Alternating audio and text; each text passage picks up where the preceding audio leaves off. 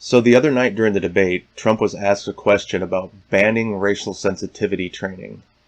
And the characterization by Chris Wallace as racial sensitivity training with these programs is absolute garbage. That's not what they are. They're not just racial sensitivity trainings. These programs are based on critical race theory, which, like Trump said, is a racist program that teaches people to hate America.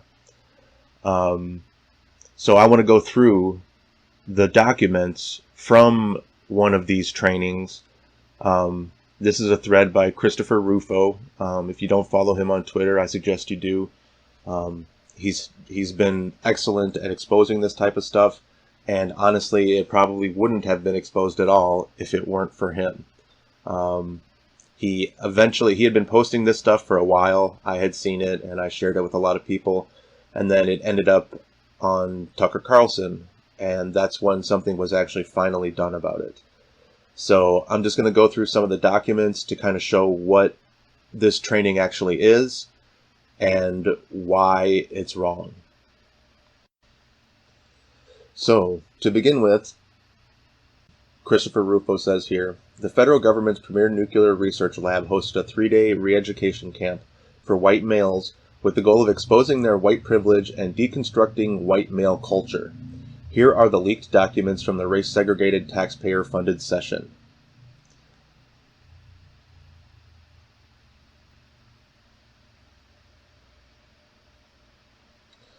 Last year, Sandia National Laboratories, which designs America's nuclear weapons, sent its white male executives to the La Posada luxury resort to undergo a mandatory training called White Men's Caucus on Eliminating Racism, Sexism, and Homophobia in Organizations.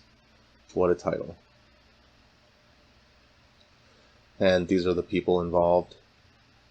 The facilitators there. So, the first piece of leaked information was this right here. In the opening thought work session, the trainers demand that the men make a list of associations about white male culture. The trainers write white supremacists, KKK, Aryan Nation, MAGA hat, privileged, and mass killings. So these are the things that they are telling you to associate when you think of white male culture, whatever that actually is.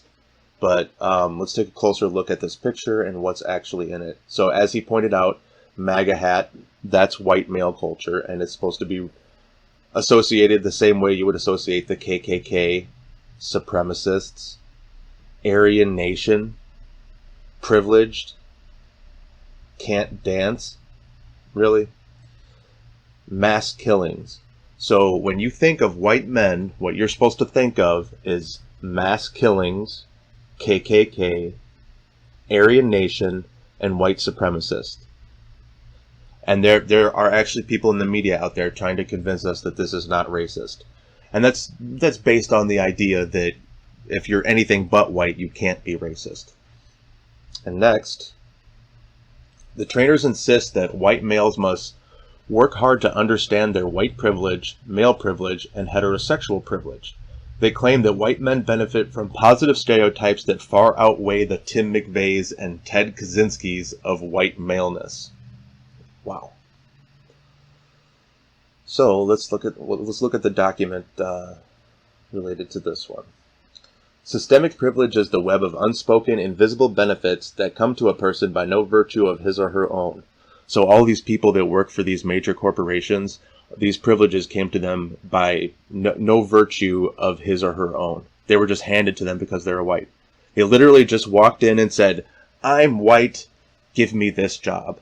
They didn't work really hard. They didn't put in, 70 to 80 hours a week away from their family in order to become that successful. They literally just walked in there and said, "I am white, give me this fucking job," and they gave it to them. The benefits are made to look achievable through effort and hence available to any person. Being a recipient of systemic privilege based on skin color, gender, and sexual orientation does not prevent straight white men from feeling mistreated or personally powerless in individual interactions. No shit. That said, not understanding how the benefits of systemic privilege impact day-to-day interactions can create enormous barriers in effectively understanding, communicating, and leading diverse organizations. Here are some examples of systemic privilege. For white privilege, I don't have to think or worry about whether I got a job or promotion solely because of my race, nor do I have to worry about whether my peers think this was the case. I can be pretty sure I will never be asked, "Do you speak English?" or be told, "You speak English very well."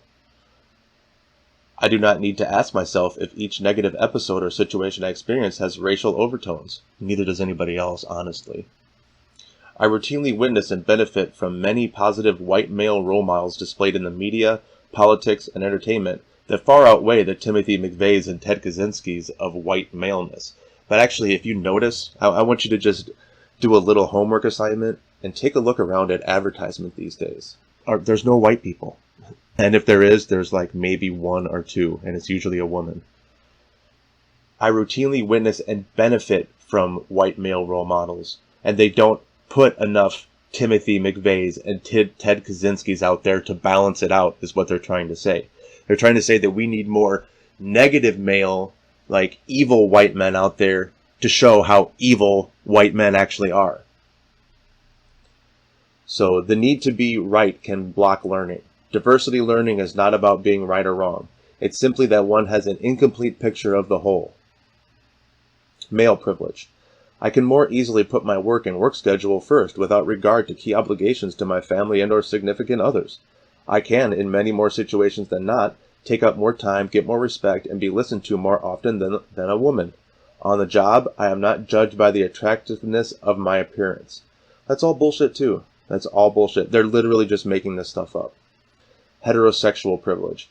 I can have pictures of loved ones on my desk and not have to worry about what people will think. Does that really happen? Do you really think that people, if there was a woman sitting at her desk in an office and they put out a picture of her with another woman, that people are going to be so offended by it and that people are going to look at her differently? No, that's not going to happen anymore. That shit's been done with. We're well beyond that. I could bring a date to company functions and off-site events to which spouses are invited without the risk of negatively affecting my career. I worked in a warehouse, around 2008, 2009, and my manager in that warehouse, I was a lead there, was a lesbian woman who I've recently found has transitioned to a man, and she had a girlfriend, and she brought her to functions all the time. There was another woman there, another lesbian woman who worked in the office that we were well aware of her girlfriend, and we talked about it all the time. Nobody had a problem with it. These are literally delusions. These are delusions. People, they want to be the victim, and they're manufacturing this stuff out of thin air. The ultimate privilege for heterosexual white men means they do not have to think about or question the dimensions of their identity in each workplace situation. They can choose to address or not address diversity issues without much professional consequence. If they choose not to intervene in a diversity issue, their colleagues will not think less of them. Obviously, you're thinking less of them right now, whether they do or not. You're saying that they are inherently this way by the color of their skin. When white women, people of color, gay, lesbian, bisexual, transgender, people share struggles related to not having privileges, like some of those described above, white men often unconsciously invalidate or discredit their experiences. How do they know? How do they know what white men are thinking? This is no different than somebody saying, that all black people are criminals, or that any of that kind of stuff. It's literally the same thing. It's literally the same thing. Often this comes from not understanding how group membership affords white men protection from what others must face on a daily basis, as if white people don't struggle at all, specifically white men. I've been white all my life, and my life has not been easy. They may dismiss the dilemmas of their white women and colleagues of color by thinking or stating, I've overcome obstacles in my life, why can't they stop whining and overcome theirs? And that's what they think that we are thinking. You know, I have overcome obstacles in my life, and I'm still overcoming obstacles. But nobody is saying, why can't they just stop whining and overcome theirs? Nobody's saying that. Absolutely nobody's saying that. That's utter bullshit. So, moving on. Next, the white male employees must expose the roots of white male culture, which consist of rugged individualism, basically, you know, what this country was founded on, a can-do attitude, yeah, that's what literally every business is founded on, hard work, every business, and striving towards success, which sounds good, but are in fact devastating to women and people of color. Really? Really?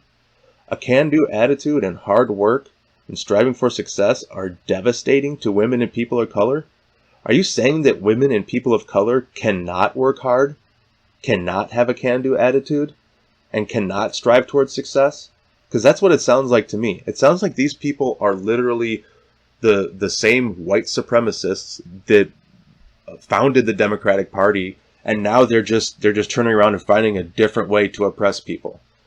Oh, I'm the good white person. I'm the good white person because I recognize this stuff, which is not even actually real. It's devastating to women and people of color. Give me a fucking break. So the first one, key white male culture characteristics. Studying the relationship between white male culture and the history of the British Isles can help American white men see which traits that ensured their ancestors' survival, live on in them today. These traits include survivor mentality that focuses on the future.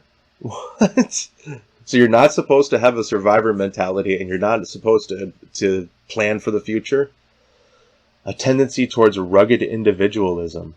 What is wrong with that? What is wrong with being an individual and relying on yourself? A can-do attitude. Operating from principles and conscience. So having principles is wrong. That explains a lot. Focus on hard work, action, and task completion. Have you ever been at a job where they didn't want you to focus on task completion? So what kind of world do these people want us to live in? Where you just do whatever the fuck? Like you don't do anything? Hard work, action, and completing tasks is wrong? Striving towards success and materialism. No, that's not a white male thing. I know plenty of people who strive towards success and materialism who are not white men. That's just absolutely the truth. And it's not devastating towards them. Not any more than it is to white people. And it's not a bad thing. Measured moderation and silent strength. Measured moderation is a bad thing? What is that even supposed to mean? Like being, like that old saying, everything in moderation, like not drinking too much, not being promiscuous, those types of things. The measured moderation in your life and silent strength is a negative thing. I could see maybe the silent strength thing, but still, that's not a characteristic that's only white people or only white men. Focus on status and rank over connection. That again is not just a white male thing. That is not just a white male thing. There are people of all race, genders, ethnicity, everything, religion, that focus on status and rank over connection. Alright, in the second picture, success in white male terms is often linked to evaluating one's place in the hierarchy. Power and success is derived from a person's organizational status and positional rank. The higher the individual's position, the more status the person has. So, let's keep reading. Corporate culture in the U.S. is heavily influenced and affected by status and rank. Thus, the natural consequence is to have those who don't fit the in-group norm, people of color, gays, lesbians, women, and non-Christians, etc., placed in a lesser position. That does not happen. That just does not happen. That doesn't happen. Despite all good interactions, it's impossible to deny that this unchecked dynamic is still embedded within individual interactions in the workplace. Often, its subtle effect is devastating to those on the receiving end.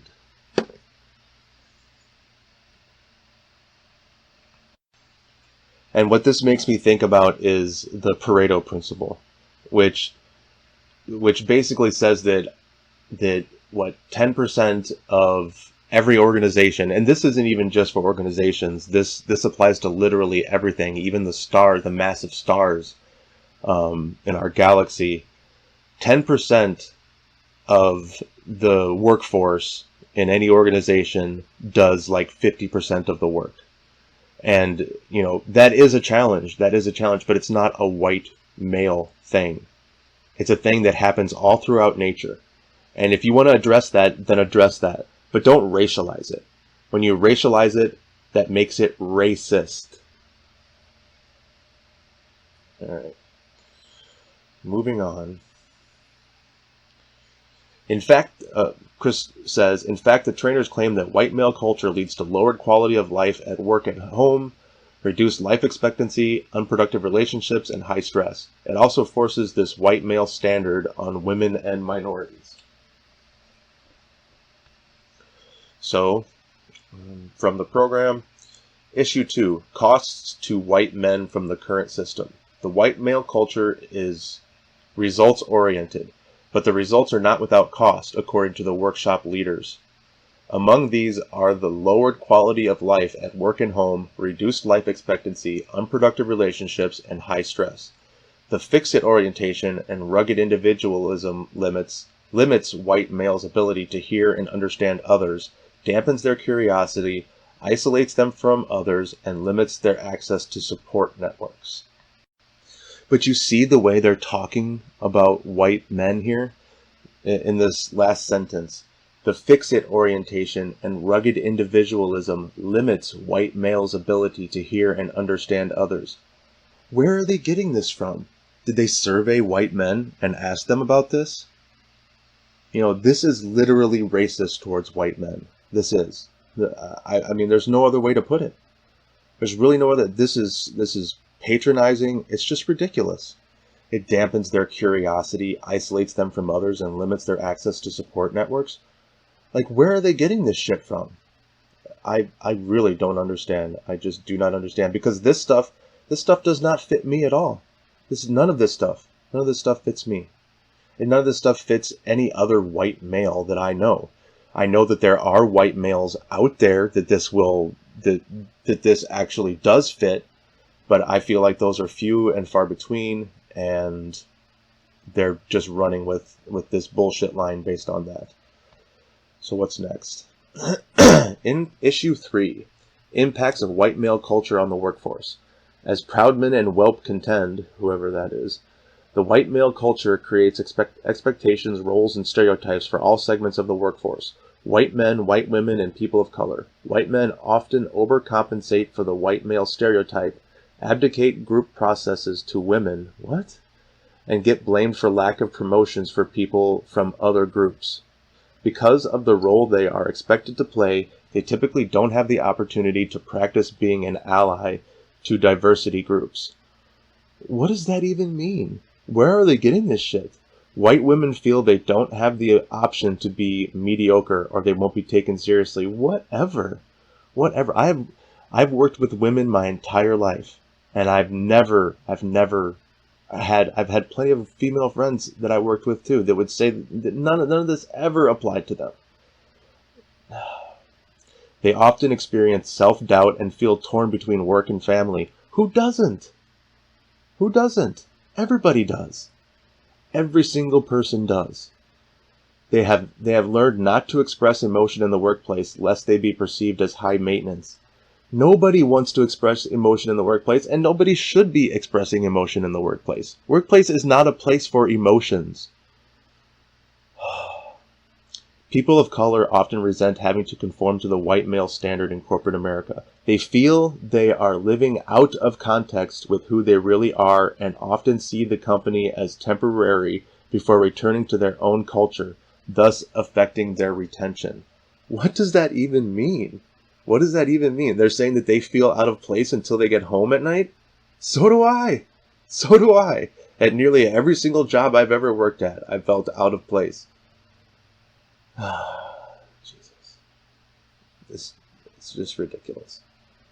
Alright, so moving on. In a subsequent session, the white males must publicly recite a series of white privilege statements and male privilege statements. They must accept their complicity in the white male system and their role in creating oppressions. So this is where we really get down to it. This is where we really start to get in some heavy, heavy bullshit. So let's take a look at it. Privilege statements. This is going to be good. Not worrying about being pulled over by police for no reason. Alright, well, I have heard, and I've known actual police officers, this may be anecdotal, but that police have quotas that they have to reach. And I feel like that too. There's plenty. I don't know anybody that doesn't slow down when they pass a police officer, or do something, like start getting paranoid and looking in their rearview mirror or something like that. To say that that's a racialized thing is just dumb. Easier to access the system. No, not even. I remember years ago when I had lost whatever. I guess it depends on what they defined as the system. But I had lost my job after the 2008 financial crisis, and I basically lost everything after that. And I got no help. I got absolutely no help. I did end up ultimately getting unemployment after a fierce battle with my previous employer. But then at the time, nobody else was hiring either. I got a job for a little bit, and that didn't work out. And after that, I was basically screwed because I had to quit that job. And then when I applied for the state health insurance, nope, I was put on a waiting list of 40,000 people. They didn't say, oh, you're white? Well, let me put you at the front of the line. They didn't do that. So this easier to access the system thing, whatever the system is, if they're talking about just benefits in general, no, it's not easier. And as a matter of fact, it's easier for women. When I knew somebody at the same time who got on the state health insurance, and it was simply because she was pregnant. She was pregnant and divorced. So, yeah, she was pulled to the front of the line for being a woman. So, okay. Whites have the privilege of not being pulled over by cops just based on skin color, neighborhood they are in, or car they are driving. Well, guess what? If that's happening in a major city, then I completely understand. And I'm still gonna go with the premise that it's probably not about race, and it's more about that particular neighborhood, because cops have a job to do. They have to, without them doing their jobs, the rest of us will suffer. So if it means that they have to pull some people over to make sure the neighborhoods are safe, then so be it. Easier to get promoted? That's not true either. That's absolutely not true. I have been promoted a few times in my life, but it was not easy, and I had to work really hard to get there, and in the end, it still didn't end up working out for me that well. Not being pulled over at a border crossing for no reason. As if that really actually happens to that many people. What are they even talking about? Easier to fit into corporate America. Yeah, I don't feel like I fit into corporate America either.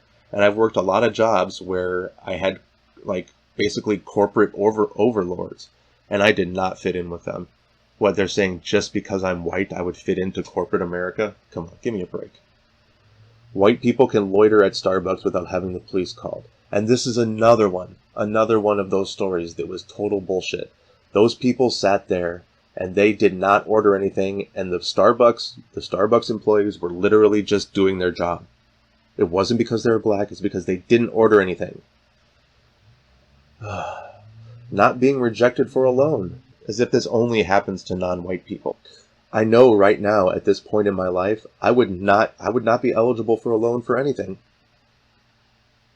So, and I know plenty of white people that are in the same position that I am. Nobody's just going to hand them a loan because they're white.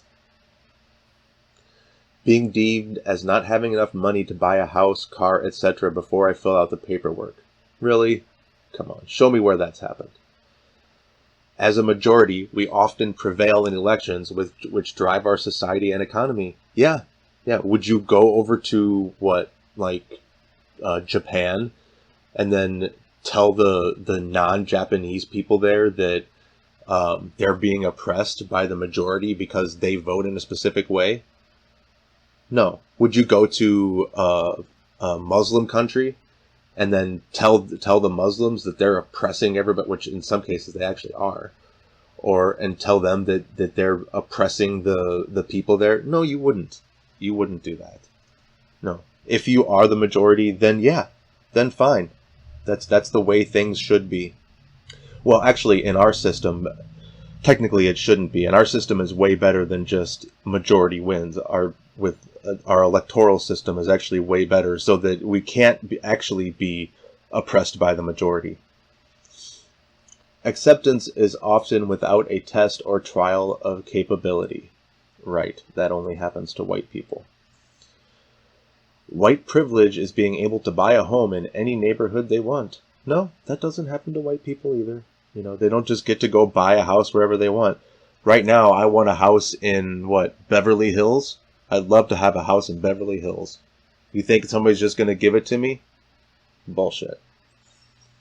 Wealth accumulation over generations or decades allows more options like college. Yeah, I went to college and now I'm $20,000 in student loan debt and I didn't actually finish.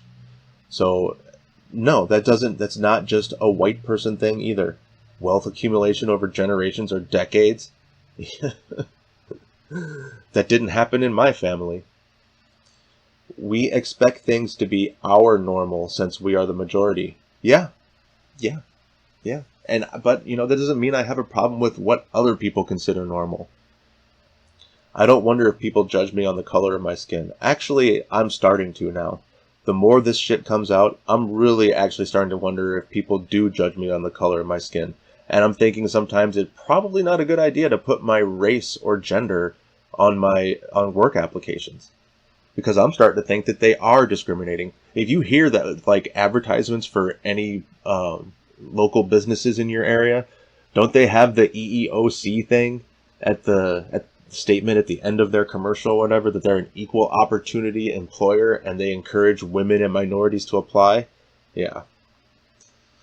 I am generally not fearful of being stopped by the police. Yeah, and neither should anybody else. Unless you're doing something wrong, then yeah, you shouldn't be worried about being stopped by the police. White privilege of not worrying about neighbors questioning their safety when they move into a neighborhood. No. I mean, maybe that does happen, but I've had plenty of white people move in near me, and I was like, yeah, this is not good. And it was just based on their attitude, not on their color. I can't drive anywhere I want without being stopped for driving because of my race or color. Like I said, that's basically the same as this one up here. If it's to stop crime, then yeah, I think they should be doing it. And I don't think they should be doing it by race, but if you happen to live in that area and you're a specific race and that's where the crime is, then, you need to work with your community to see what you can do to lower the crime. White privilege is not being asked if you can really afford something. Yeah, I know I can't afford shit, so I don't have to remove my family pictures from my house for a quicker sale of my house. Right, that really happens. I assume that my local schools are of good quality. Well, liberals have been fighting tooth and nail to stop school choice. So if your local schools are not good quality, wouldn't school choice actually be a good thing? Then you could find the nearest school that's actually good and send your kids and your resources there. Don't have to deal with driving while... These are all just repeats of the same bullshit. Don't have to deal with driving while black. Can shop at an upscale store without being assumed to be either unable to afford or even a shoplifter. Come on. Come on. You know, we saw those stories where they said that Walmart and Target and all these people were racist for putting certain hair products behind glass so that you had to go get an associate in order to buy them. And what I can tell you, as having worked in retail before and having worked for a major retailer, is that the theft and the loss of certain items, when they put those in those put items like that in those cases, that is based on what actually is stolen the most. It's not racist. They literally go into the computer system and say, type in and look up an item and say, oh, this item tends to disappear a lot, so we're going to put it behind a glass thing. So if it just happens to be that certain hair products are being stolen more, it's not racist. That's not racist. It's literally not racist. So where were we here? No history in the USA of being legislated against, such as scalp bounties, ethnic extermination, or slavery.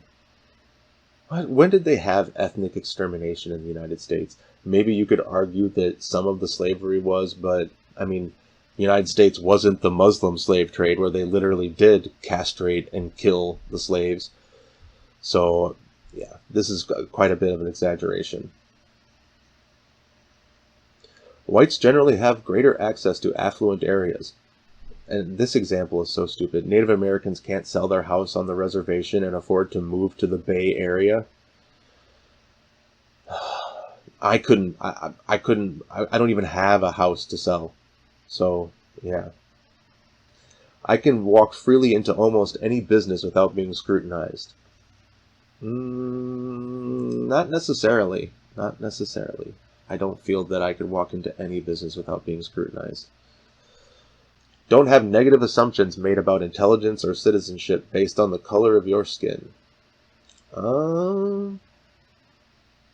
Yeah, I can't say that I've had that one, but I also know plenty of people who are not white, and those assumptions are just not being made the same as they were years ago. They're just not. Having a cosigner for a loan. Nope, that's not happening for me either. If I want to buy something, then I'm going to have to save for it.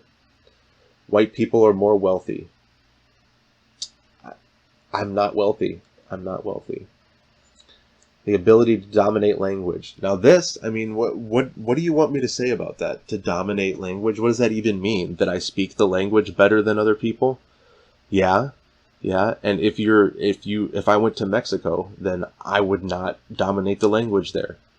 So I don't know what the point is actually being made here. If you come to this country, then you should be speaking the language of the majority people. And even though that is the case, we're getting to the point now where most people, at least most businesses, have somebody there that is going to speak the languages that are in your local area.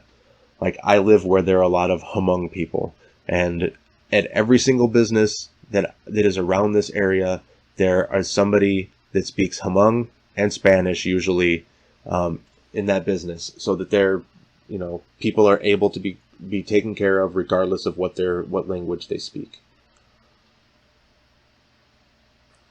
No one is afraid to come to my garage sale.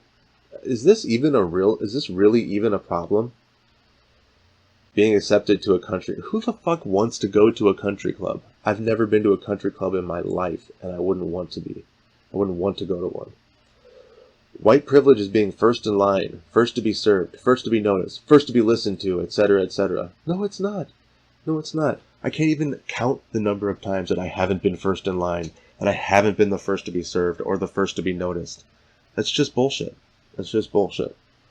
White privilege is viewing police officers as there to protect you. God. That's ridiculous. White people have better access to have access to better education. Yeah, go see that other one before where the liberals have been trying to stop school choice and stop people from being able to choose what school they send their kids to. So onto male privilege. This is going to be good. I got to take a drink for this one.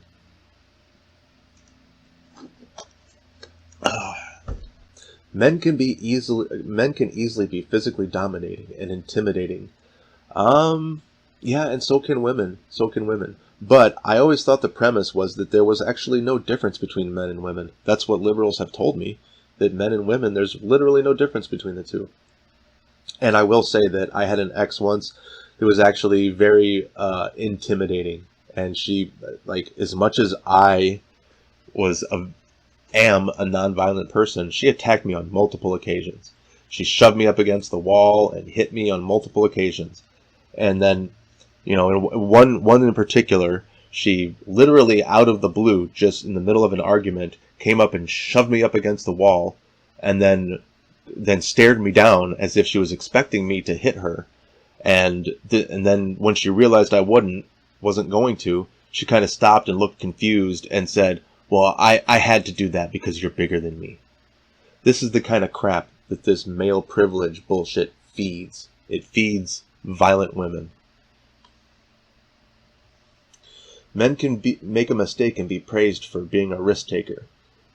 But if women make a mistake, they are labeled as incompetent. That's just not true. That's just not true. I have been in so many different workplace scenarios where women made mistakes and I made mistakes and we were treated exactly the same. Men can ogle women and get a pass from their colleagues. No, I don't think so. I don't think so. Not anymore. Not anymore. Maybe in certain situations, but this isn't like an all-encompassing rule or something. Men can choose to ignore gender, racial, and ethnic diversity with no consequence. Apparently not. Apparently not.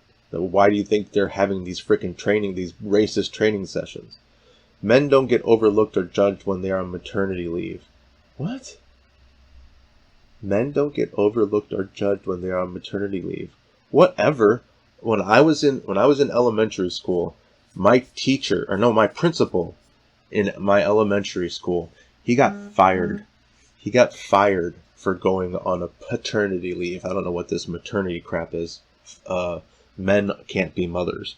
But my principal when I was in school got fired for taking time off when his wife had a kid. Men can have a reasonable chance of being able to defend themselves when faced with a physical threat. Yeah, and we've been talking about this for a long time, but they keep saying that men and women are exactly the same and that women shouldn't have to worry about whether they're going to be assaulted or not. Yeah. Well, I mean, what do you do about this? Maybe there is a little bit of privilege here, but what are you supposed to do?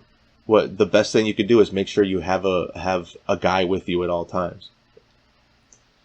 Men don't worry about what their colleagues at work think about their involvement with parenting. For example, is she really serious about her job? She leaves early to take the kids to practice. Versus, he is such a great dad, so involved with his kids. Like that even happens. These are all just made up bullshit. This is all just made up. Men move up in organization faster than women. Yeah, that's also because, on average, men tend to work more hours than women. Men do tend to take off less time than women. And these are based on choices. These aren't based on being forced to do one thing or another. Men can walk past a scruffy character in the Walmart parking lot without clutching their purse tighter. What? What are they even talking about? A Walmart parking lot. Come on. Walmart parking lots have cameras everywhere. Men can wear the same jacket 3 days in a row to business meeting, blue blazer khaki slacks. I mean, they're just nitpicking at this point. They're literally nitpicking. Men do not have to go through pregnancy to have children. Well, you got me there. You got me there. But it sounds like they're working on that.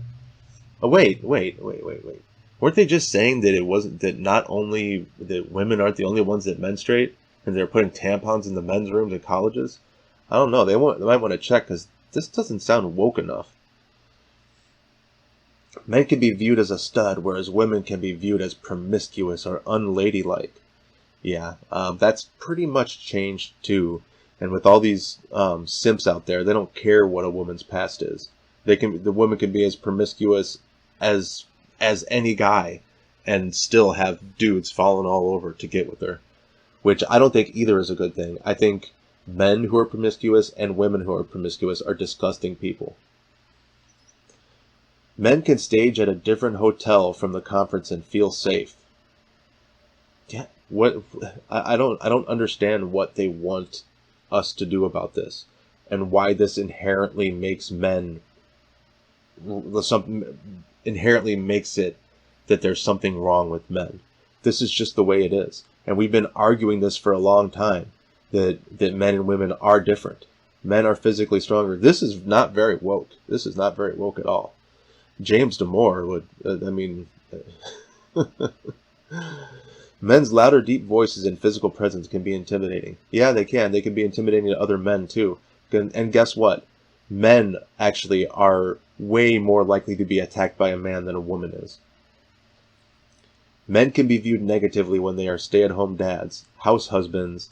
They can be viewed negatively for not being the household's provider or being weak. Yeah, that is true. Men can easily pee standing up without a lot of mess. Really? This is what you're gonna go down to? Haven't you ever heard of the Go Girl? It makes it so women can pee just like men. I would suggest investing in a Go Girl. Maybe we can make them free through Obamacare. Men can use their physical strength and height to invade others' space just to psychologically intimidate. Yeah, it's not just about height or strength. I know plenty of men that are smaller that are still just as intimidating. And I don't like those types of people anyways. Men are assumed to be the primary breadwinners, so they receive positive unconscious bias and receive a higher percentage pay increase or more stock options. Wrong. Literally every single job I've ever worked, I've started out at a wage the same as women. Like the women that I've worked with started out at the same pay rate as me. There may be some differences in the raises and stuff that we had gotten over that time, but a lot of that was due to choice. A lot of those women chose to have children. They chose to have a family. Men are assumed to be the financial providers and decision makers. Sometimes, but nowadays more and more often it actually is more of a partnership. And if people want to live in the more traditional relationship where men are the decision makers, there should be no problem with that. And if they want to live where they're more, where they live in a relationship where it's more of a team when it comes to decisions, and that's fine too. You shouldn't be like trying to make one sound worse than the other. It's just however people feel like they want to live. Men can dine alone, I think that meant to say alone, and be waited on immediately and attended to regularly throughout their meal. Whatever. Men can go into a room and not feel different. What? I feel different every time I walk into a fucking room. Men can assert leadership without being challenged. Whatever. The whole point of leadership is to get the best leader. It's all about challenging. Challenging leadership is how you move to be the leader. Men could get more sports scholarships for college. I don't know. I don't know about that one. Men can walk around at night and feel safe. Maybe. Men can expect that they will be accepted into the club at work just by making good connections. Making good connections? What does the club even mean? What, like a group of friends at work? I've never been in the club at work. Men don't worry about safety when traveling. Actually they do, because men are more likely to be attacked than women are. Men sometimes get credit for ideas that women came up with. Yeah, well, there's plenty of times that I didn't get credit for ideas that I came up with too. Men can park anywhere at night in the mall without paying attention to where the well-lit areas are. Yeah, well, Muslims actually have a solution for this.